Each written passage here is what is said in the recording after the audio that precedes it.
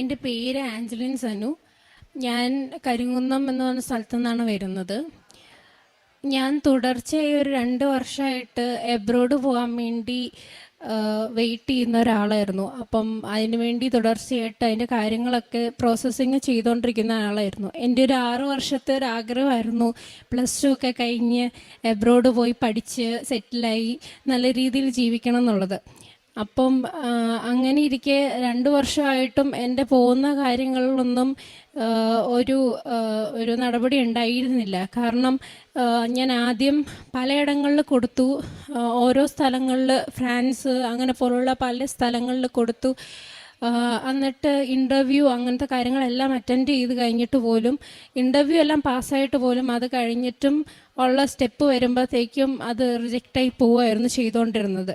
അത് കഴിഞ്ഞ വർഷമാണ് ഞാൻ ജർമ്മനിക്ക് വിസയ്ക്ക് വെക്കാൻ വേണ്ടി സ്റ്റുഡൻറ്റ് വിസയ്ക്ക് വെക്കാൻ വേണ്ടി ഞാൻ കൊടുത്തു കഴിഞ്ഞപ്പോഴത്തേക്കും അവിടെ എൻ്റെ വിസയുടെ പ്രോസസ്സിങ് എല്ലാം ഒരു പ്രശ്നം കൂടാതെ കാര്യങ്ങളൊക്കെ നല്ല രീതിയിൽ നടന്നു.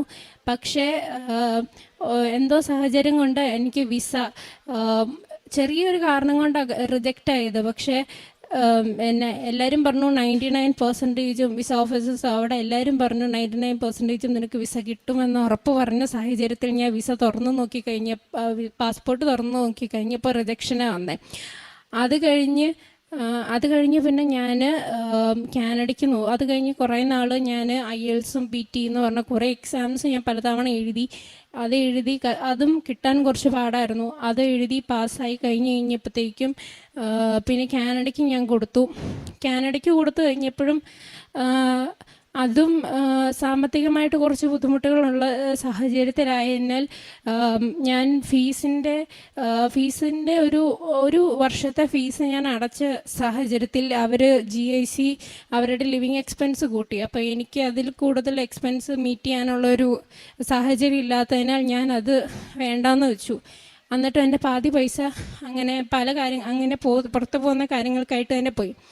പിന്നെ ഞാൻ ഇവിടെ ഓൾറെഡി വർക്ക് ചെയ്തുകൊണ്ടിരിക്കുമായിരുന്നു. അപ്പോൾ അതുകൊണ്ട് തന്നെ ഇവിടെ ഡിപ്ലോമ പഠിച്ചുകൊണ്ട് ഇവിടെ നാട്ടിൽ വർക്ക് ചെയ്തുകൊണ്ടിരിക്കുകയാണ്. അപ്പോൾ വർക്ക് വിസയ്ക്ക് നോക്കാമെന്ന് പറഞ്ഞ് വർക്ക് വിസയ്ക്ക് നോക്കി. ഓസ്ട്രേലിയയ്ക്കാണ് നോക്കിയത്. അതും എന്തോ കാരണം വെച്ചാൽ ഓരോ കാരണം പറഞ്ഞ് അതും റിജക്റ്റായി. ഞാൻ പഠിച്ചിറങ്ങിയ സമയത്ത് ഓസ്ട്രേലിയൻ ഗവൺമെൻറ് ഇത് ക്ലോസ് ചെയ്തെന്ന് പറഞ്ഞിട്ട് അതിൻ്റെ ഇത് വന്ന് അതും ക്യാൻസലായിപ്പോയി. പിന്നെയാണ് ഞാൻ ഈ 1 മാസം മുന്നേ ഞാൻ ലാറ്റ്വിയ എന്ന് പറഞ്ഞൊരു യൂറോപ്യൻ രാജ്യത്തോട്ട് കൊടുത്തു കഴിഞ്ഞപ്പോഴത്തേക്കും അവിടെ സാധാരണ ഒരു 2 മാസം 3 മാസം കൊണ്ടൊക്കെ തീരേണ്ട പ്രോസസ്സിങ് ആയിരുന്നു. അത് ഞാൻ എനിക്കറിയത്തില്ല, എന്തോ ഒരു കാരണം കൊണ്ട് ഞാൻ കറക്റ്റ് 1 മാസം ഉള്ളപ്പോഴാണ് ഞാൻ കൊടുത്തു കഴിഞ്ഞപ്പം കൊടുത്തു കഴിഞ്ഞിട്ടാണ് എൻ്റെ അമ്മയാണ് പറഞ്ഞത് നീ ശക്തമായിട്ട് പ്രാർത്ഥിച്ചോ. കാരണം അതിന് മുന്നേ എനിക്ക് പ്രാർത്ഥന എന്ന് പറഞ്ഞൊരു കാര്യത്തിനോട് അധികം ഒരു ഫോക്കസ് കൊടുക്കുന്ന ഒരാളല്ലായിരുന്നു ഞാൻ. അപ്പം അമ്മയാണ് പറഞ്ഞത് നീ മാതാവിനോട് ശക്തമായിട്ട് പ്രാർത്ഥിച്ചോ, ഇവിടെ കൃപാസന മാതാവിൻ്റെ അടുത്ത് വന്ന് പ്രാർത്ഥിച്ചാൽ മതി എന്ന് പറഞ്ഞ് അമ്മയാണ് എന്നെ ഇങ്ങോട്ട് പറഞ്ഞയച്ചത്. അങ്ങനെ ഞാൻ അവിടെ പ്രോസസ്സിങ് സ്റ്റാർട്ട് ചെയ്തു. പക്ഷേ അതിന് മുന്നേ അമ്മ ഈ കൃപാസന മാതാവിൻ്റെ കീ ചെയിനൊക്കെ എൻ്റെ കയ്യിൽ തരുമായിരുന്നു. അപ്പോൾ അതൊക്കെ ഞാൻ ഇങ്ങനെ എവിടെ പോയാലും കയ്യിൽ പിടിക്കുമായിരുന്നു. എന്നിട്ടും ഇവിടെ വന്ന് ഉടമ്പടി എടുത്ത് പ്രാർത്ഥിച്ചതിൻ്റെ ഫലമായിട്ട് 1 മാസം കുമ്പസാരത്തോടു കൂടി ഞാൻ പ്രാർത്ഥനയൊക്കെ സ്റ്റാർട്ട് ചെയ്തു. പ്രാർത്ഥിച്ച് എല്ലാ കാര്യങ്ങളും ചെയ്തതിൻ്റെ ഫലമായിട്ട് മാതാവിൻ്റെ സഹായത്തോടു കൂടി എനിക്ക് 2 മാസം 3 മാസം കൊണ്ട് ചെയ്യേണ്ട കാര്യങ്ങൾ 1 മാസം കൊണ്ട് എൻ്റെ പ്രോസസ്സിങ് ഒക്കെ കംപ്ലീറ്റായി. എൻ്റെ പോകുന്ന കാര്യമെല്ലാം ശരിയായി. എനിക്ക് വിസ വന്നു.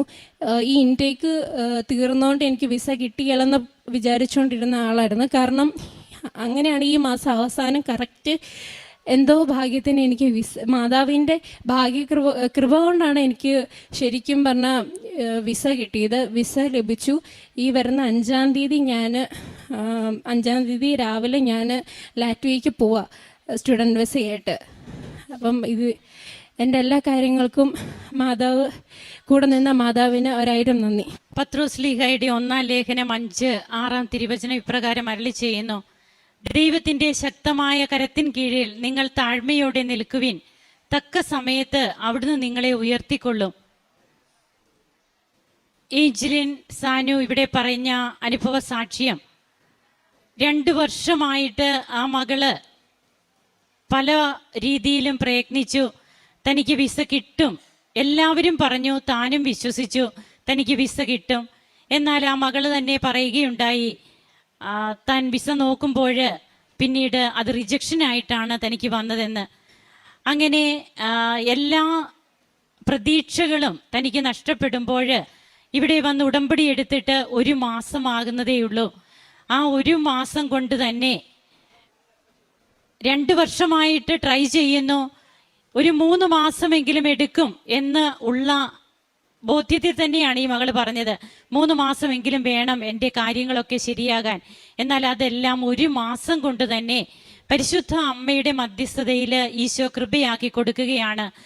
ദൈവത്തിൻ്റെ ശക്തമായ കരത്തിൻ കീഴിൽ നാം താഴ്മയോടെ നിൽക്കുമ്പോൾ തക്ക സമയത്താണ് നമ്മെ ഉയർത്തുക. നാം വിചാരിക്കുന്ന സമയമല്ല ദൈവത്തിൻ്റെ സമയം. ആ സമയം വരെയും നാം തമ്പുരാൻ്റെ ഇഷ്ടത്തിന് നാം നമ്മെ തന്നെ വിട്ടുകൊടുക്കണം. അതാണ് നമുക്ക് ഓരോ ഉടമ്പടി അനുഭവ സാക്ഷ്യങ്ങളും പറയുക. ഈ മകൾ ഉടമ്പടി എടുത്തു. ചെറുപ്പക്കാരായ കുട്ടികളാണ്. അവർ ഉടമ്പടി എടുത്തതിന് ശേഷം വിശുദ്ധ കുമ്പസാരത്തോടെയാണ് തൻ്റെ ഉടമ്പടി ജീവിതം തുടങ്ങിയത്. അങ്ങനെ ഇന്ന് ഏറ്റവും സന്തോഷത്തോടെ ഇവിടെ വന്നു നിന്ന് ദൈവത്തെ മഹത്വപ്പെടുത്തുന്ന ഈ മകളോടൊപ്പം നമുക്കും കരങ്ങളടിച്ച് ഈശോയ്ക്കും അമ്മയ്ക്കും നന്ദി പറയാം. യേശുവേ നന്ദി, യേശുവേ സ്തുതി, യേശുവേ ആരാധന.